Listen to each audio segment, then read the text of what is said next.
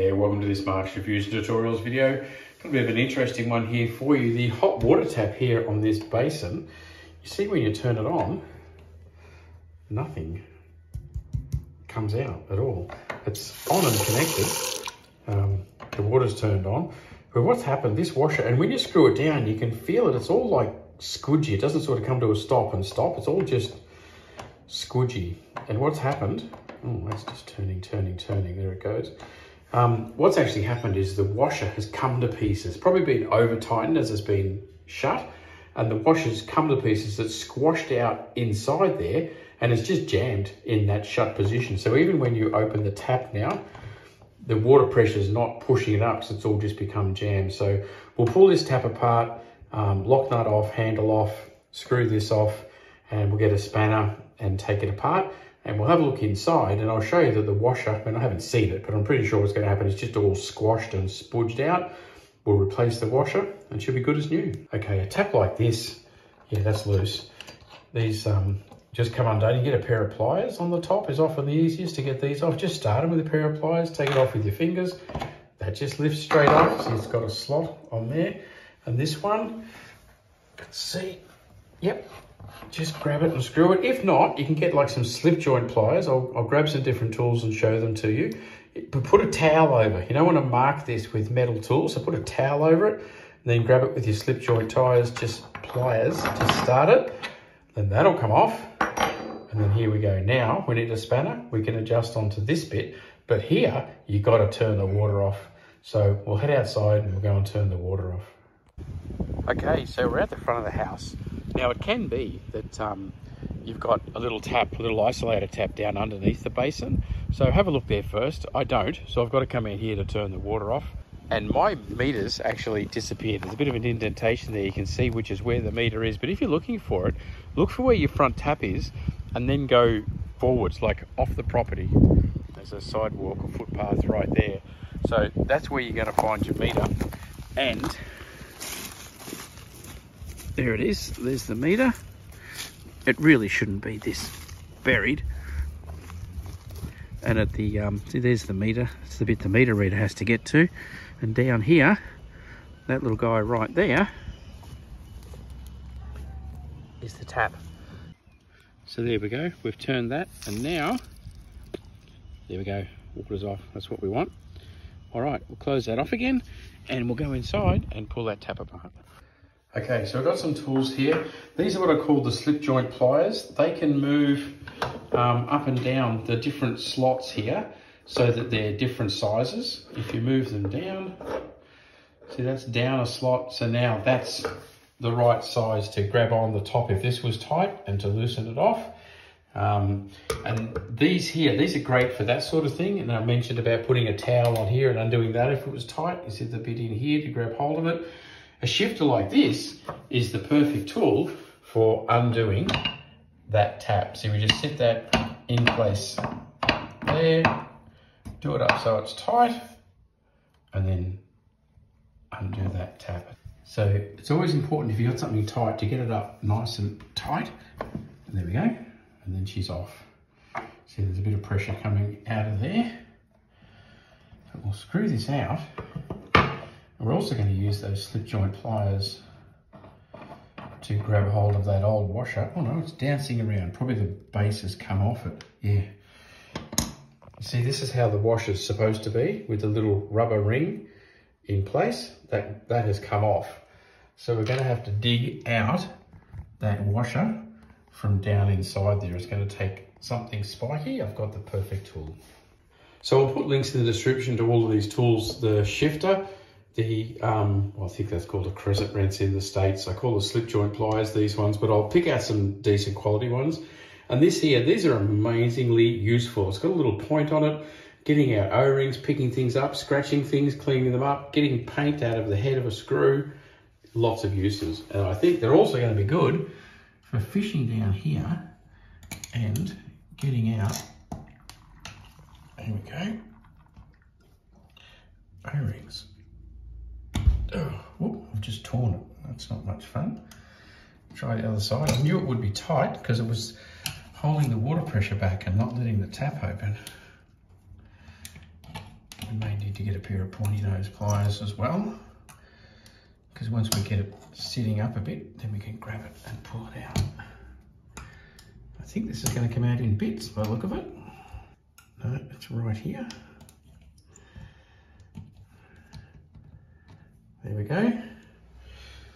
Now, have a look at how big that's supposed to be and how big that is. It's just massively squashed out, spudged out. Probably some big muscle man here in this bathroom turning the tap off a little bit too tight. And that's spudged out and it's hit the sides and it's all jammed up, and that's what's gone on. So this, and again, if you look through, it hasn't broken through anywhere here. So the seat, you can stick your finger in and feel the seat.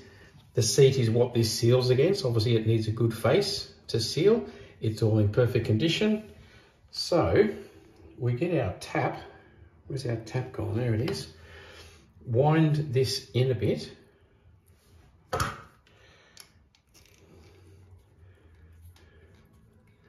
So it's out of the way. We put the stem onto there. We put that into there. And then we do that back up. Then we get the shifter. And there was a little washer on there. You make sure your washer's in place. Let's turn that way. So that's about as tight as you need it there. Obviously, so it's not leaking. And then, oh, can't wash your hands, the water's turned off. We'll clean all this up and put the tap back together. Okay, so we've decided to do the cold one at it. We've got all the tools here over here. And this one, we can't just reef it off by hand. So what we're gonna do, get a rag on it so that we don't mark the chrome. Get the slip joint pliers, adjust it out to about there. So we've now got a nice big opening. Stick it down over the top of the chrome, maybe over the base. Let's open up to the full amount and go down over the base. Yeah, I was going to turn the wrong way then. We've got to go anti-clockwise. Give that turn. The best place I'm finding to grab it is down there at the base. You can see these tools are very, very versatile, very handy to have to be able to get all sorts of different sizes of things loose. I think we're going to have to do it without the rag. I have to resort to that. There we go. That's now off. Now we can just quickly pull that apart. And we'll show you once we've got it all in bits. That's it, that one's coming out. So I'll give you a look at this washer, and then we'll make a judgment as to whether we replace it or leave it be. Okay, so there we go. And this is the red washer. It's a bit squidged as well. We can leave that in place. We just got to grab the washer out. If it's in really good, oh look, that one's come to pieces as well. They're the decisions made for us. We're going to get that hook tool. Hook him in the hole in the middle. We'll obviously be replacing that one as well. So let's have a look at the rubber, see what sort of condition it's in. Yeah, again, doing the size comparison, you can see that's mega squashed and a lot bigger than it needs to be as well.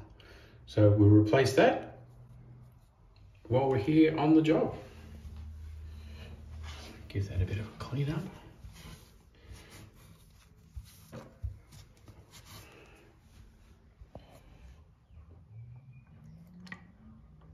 You can do it that way. You're just going to have to make sure the tap lines up when you stick it in.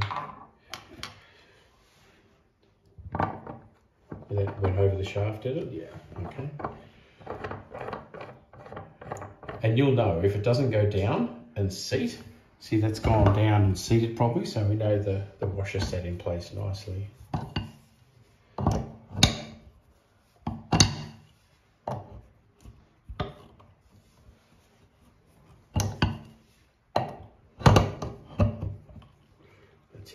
Now these taps are made of brass and copper. They're soft metals, so make sure you put your spanner on well and solidly, because they're a bit easy to round them off and muck the nuts up. So make sure they position well and do them up. that's done. So now we'll go and turn the water back on. You want to assemble that?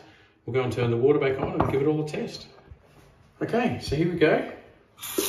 Turning the tap on, and you don't have to turn it off tight. You can turn it off fully, but not tight.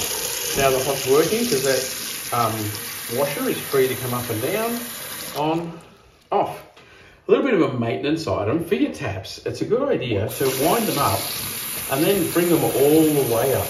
Just every now and then, once a month, something like that, and let the tap travel its full distance. And it just really helps to keep the threads clear and all the rest of it. Same with that one, running all the way up to the top and then all the way down again. And then when it comes to turning it off, that's all that's needed. They don't have to be turned off super tight. And that's sealed. Awesome. Good job.